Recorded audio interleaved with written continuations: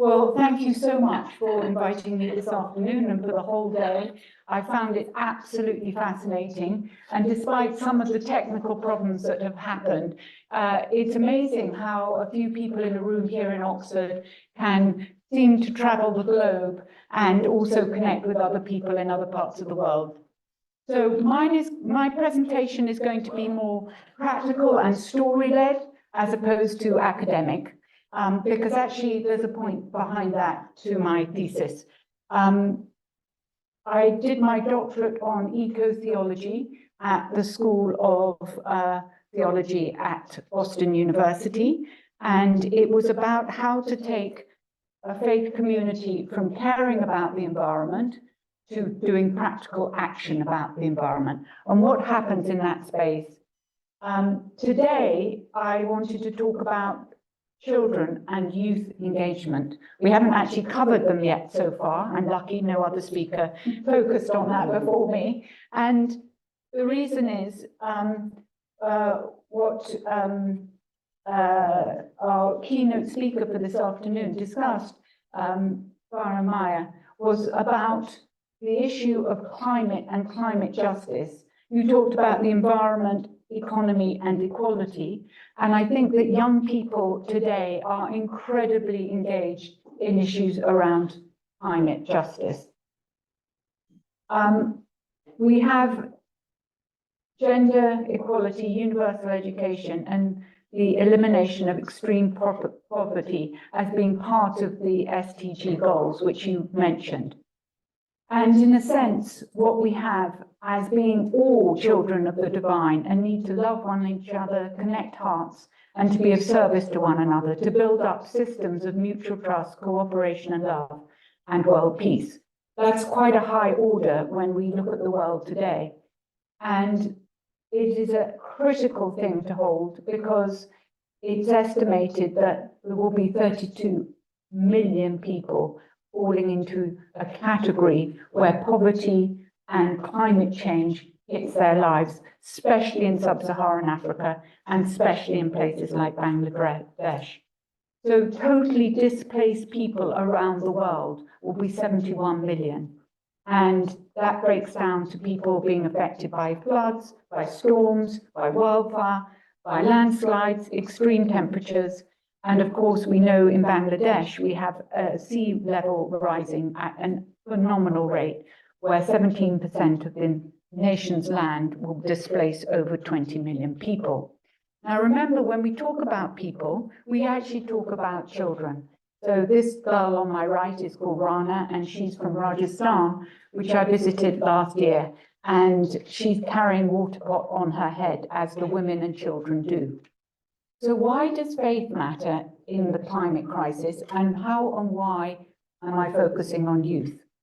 Well, according to the UN, there are 1.2 billion young people in the world aged 15 to 25. That's 16% of the global population. But what is not often thought about is that those children are connected to issues like climate crisis and faith through faith-based organizations, both Christian and Muslim in this context. And that means we have an incredible opportunity for education and engagement with a global footprint that is going to make an enormous difference. Now, in light of the time that I've been given, I won't go through all the NGOs that are working in this field. They'll be known to many of us. Christian Aid and World Vision, Christian World Service, and then Muslim Aid, Penny Appeal, Islamic Relief Worldwide. So NGOs and faith-based organizations are uniquely positioned in turning around a way of how we look and engage with people and with young people around the world. And it's critical that we understand them. On the picture that you're seeing here is young people from the Youth Faith in Action and the YCCN, which is the Young Climate Network of really sort of 20-year-olds that walked around England carrying a boat to Glasgow to COP26. and they wanted to do something which was visual and practical and visit places of worship along their way to gather people into the story of what is the importance of COP and why young people should be involved. Absolutely critically, Africa, 40% of the population was aged 15 years and younger in 2022. 40% of the population. And the global average for that age is about 25%. So we've had a lot of talk about scripture. And many of you know and have worked with scriptural reasoning. We have a picture here of Professor David Ford, who was one of the founders of it. And I really want people to engage in the fact that scriptural reasoning is a fantastic tool, not only used at an academic level, but also with young people as well. So we've had some relevant Christian texts. These are taken from the Rose Castle Foundation. I haven't included the Hebrew Bible text here, but for instance, we have the Psalm of David as the Christian text, and in the Muslim verses, verse 41, 9 to 12. And these are absolutely beautiful. And if we have time at the end, we can go back to it. The importance for young people in beginning any environmental program with a religious text comparison and engagement is I found that in schools and there's very little understanding about how much overlaps and how complementary our approach to creation in a sacred and religious context there is. I've got another one here, Book of Revelations 22. And I just thought it was so beautiful. We had a reference to, is heaven here and now, or if it is eternal, what would it look like earlier on by one of the speakers? And we're told it's a heavenly city with the tree of life on either side of the river and leaves, for which they are the healing of the nations.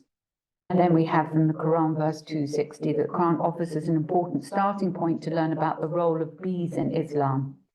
And when we come to something like that, I also visited last year the island of Lamu, which is on the archipelago just on the east coast of Kenya. It is Kenyan, and here we have an example of women engaging in beekeeping. And if you take some of the Quranic verses related to bees, and children like honey, and they enjoy eating it, and some in the African context run away from the Apis mellifera because it stings and it's really, you have to have a bee suit, but it's a very good way to engage. And it says, there comes forth from their bellies a drink of varying color, wherein is healing for men. Verily, this is indeed a sign for the people who think. So we have healing in both cases there from the book of Revelations and the Shura, which is talking about the bees. In the Christian context, you can talk about birds, you can talk about how God cares for all. And the reason this is important, this is actually taken from the Holy Island, Lindisfarne, where St. Cuthbert's cross is, and that's where he went to pray. And that's where he communicated with the seals. And actually, I would like to say, even before Rumi and even before St. Francis, St. Cuthbert is the first conservationist from a Christian context, because he had what they call cuddy ducks, and he protected the ducks, which are now known. So, the projects. I was working with Lamu Marine Conservation Trust, which is an environmental project on the island of Lamu. And there's it's known for the dhows that are in that area. And also it's very Islamic, but has absorbed Swahili and also Christian context.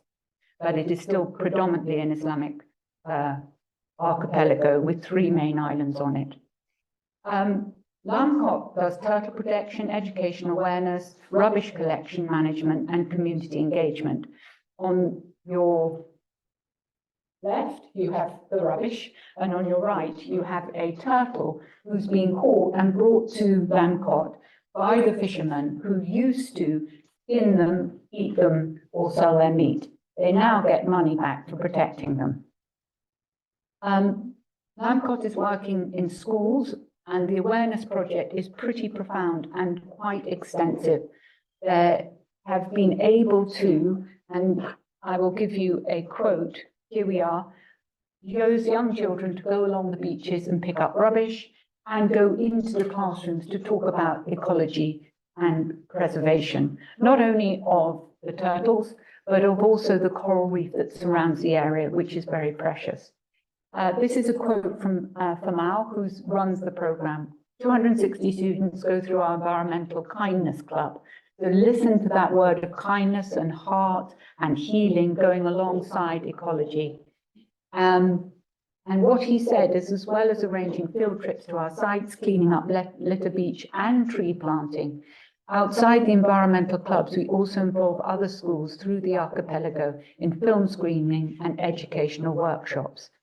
And one of the things he said to me, I contacted him about this talk, was how the children take back their knowledge that they're learning, integrate it back into their families, back into their parents. So you have a generational sort of, as it were, upside down learning process going on.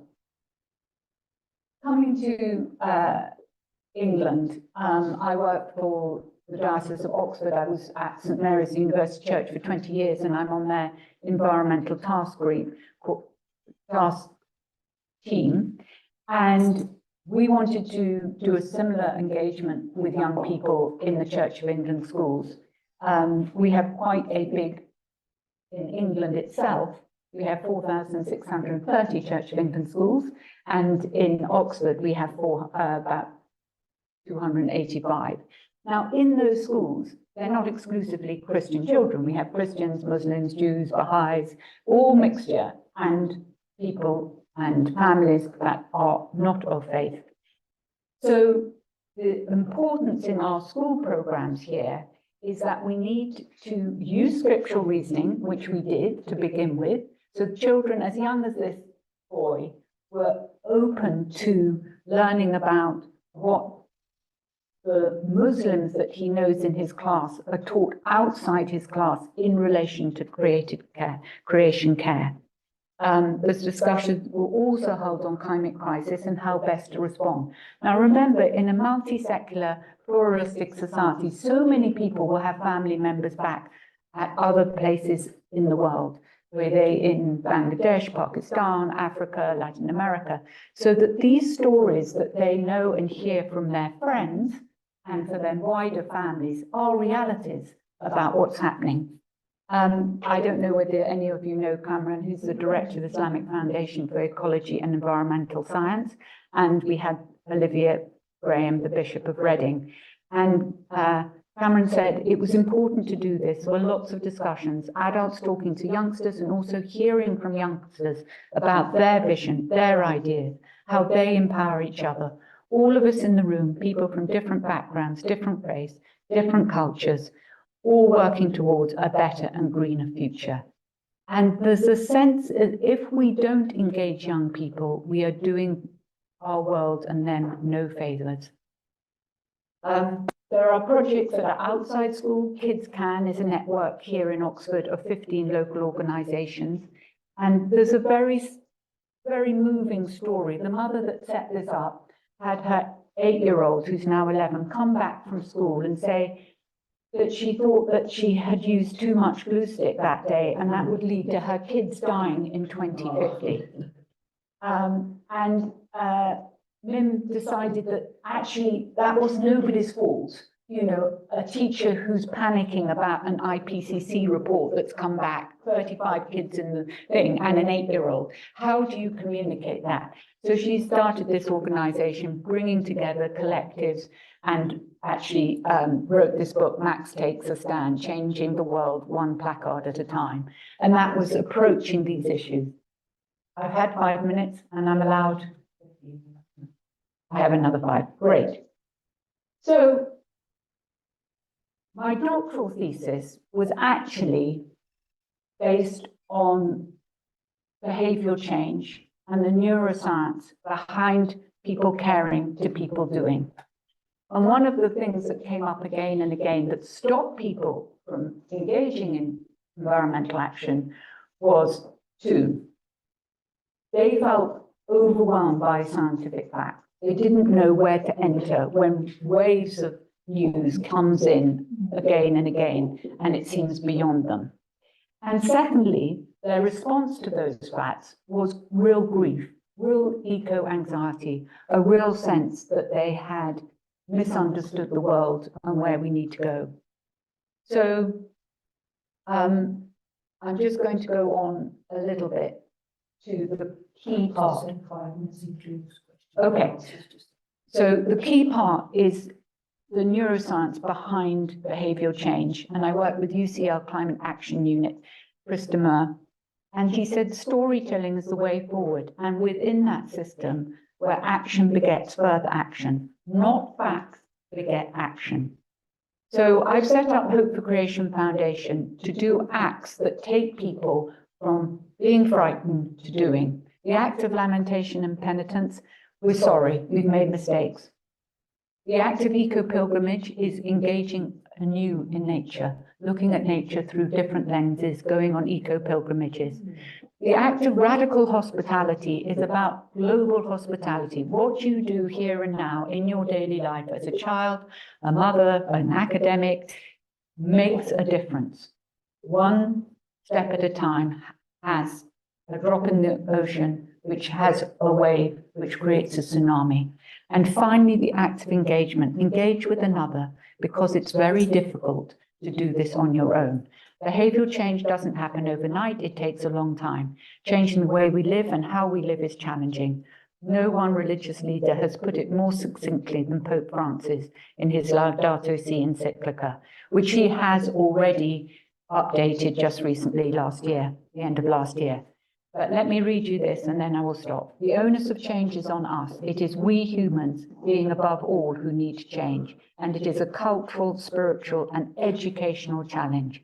Policies and economic structures need to change, but there is no structural change without a change of heart, which is where faith comes in, and a profound interior conversion and an ecological conversion. Is a change of the way one's relating to the earth and other people, from the dominion to care, from indifference to love, from dominion to care, from indifference to love. And it is a girl like this, Nana, who will have to survive, because we are called, as the great Rumi poet, philosopher, scholar said, the roots of love are eternity, the leaves of love are creation, and we all have access to that in creation. May the children of today have a future tomorrow. Thank you very much.